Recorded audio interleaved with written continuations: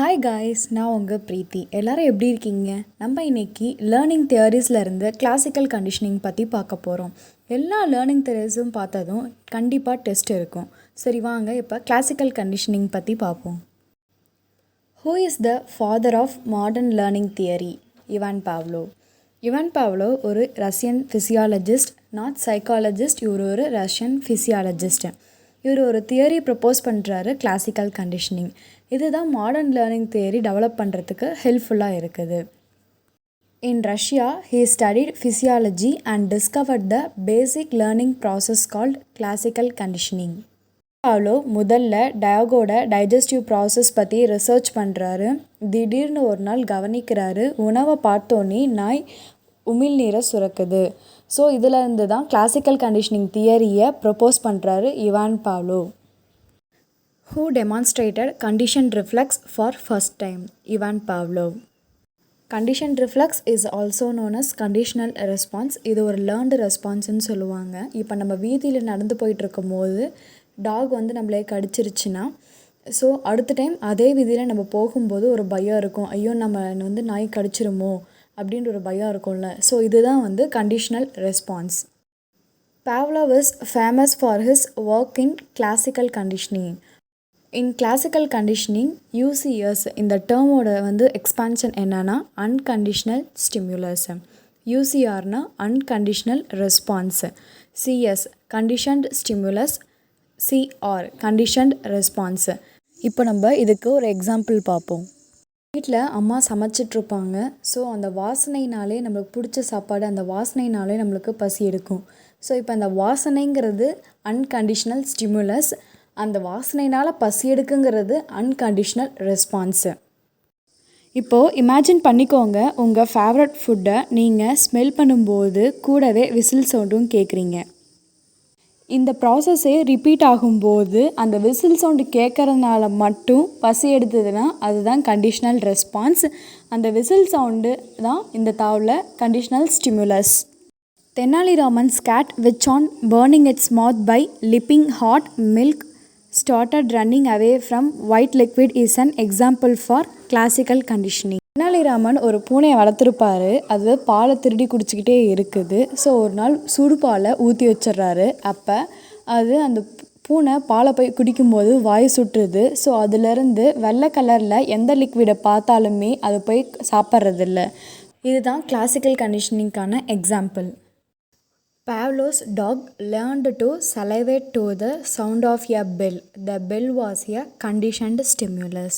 இப்போ நம்ம பாவ்லோவோட எக்ஸ்பிரிமெண்ட் பற்றி பார்ப்போம். பாவ்லோ ஒரு டாகை ரிசர்ச்க்கு எடுத்துக்கிறாரு. அப்போ அந்த டாகுக்கு மீட் பவுடர் கொடுக்கும்போது அது உமிழ்நீர் சுரக்குது. இது நேச்சுரலான ஒரு ரெஸ்பான்ஸு. ஸோ அந்த மீட் பவுடருங்கிறது இந்த தாவில் அன்கண்டிஷ்னல் ஸ்டிமுலஸாக இருக்குது. சலைவேஷனுங்கிறது ஒரு அன்கண்டிஷ்னல் ரெஸ்பான்ஸ், தூண்டல் துணங்கள். இந்த மீட் பவுடர் சலைவேஷன் உமிழ்நீர் சுரக்கிறதுக்கு காரணமாக இருக்குது. இதை பிஃபோர் கண்டிஷனிங் சொல்லுவாங்க. பிஃபோர் கண்டிஷனிங்னு எந்த ஒரு கண்டிஷனுமே பண்ணாமல் சும்மா அது நேச்சுரல் ரெஸ்பான்ஸ் தான் முன்னே பண்ணது. இப்போ டியூரிங் கண்டிஷனிங்கில் பெல்லை மட்டும் அடிக்கிறாங்க, எந்த ஒரு ரெஸ்பான்ஸுமே இல்லை. இப்போ பெல்லோடு சேர்த்து மீட் பவுடரும் ப்ரொவைட் பண்ணுறாங்க. அதுவும் மல்டிபிள் டைம்ஸ் பேர் ஆகும்போது தான் சலைவேஷன் உண்டாகுது. இதுதான் டியூரிங் கண்டிஷனிங். பெல் அடித்தா நம்மளுக்கு உணவு வைப்பாங்க. ஸோ அது தானாக சலைவேட் ஆகுது டாகுக்கு. ஸோ இந்த தவிர பெல்லுங்கிறது தான் அன்கண்டிஷ்னல் ஸ்டிமுலஸ், சலைவேஷனுங்கிறது அன்கண்டிஷ்னல் ரெஸ்பான்ஸு. ஆஃப்டர் கண்டிஷனிங்னா டியூரிங் கண்டிஷனிங் முடிஞ்சு ஆஃப்டர் கண்டிஷனிங் பெல் மட்டும் அடிக்கும்போது சலைவேட் ஆகுது. ஃபுட் இல்லாமலே அதுக்கு டாகுக்கு சலைவேட் ஆகுது. இந்த கொஷினில் அவங்க என்ன சொல்லியிருக்காங்க, ஆஃப்டர் கண்டிஷனிங்கில் தான் இதுக்கு கொஷின் கேட்டிருக்காங்க.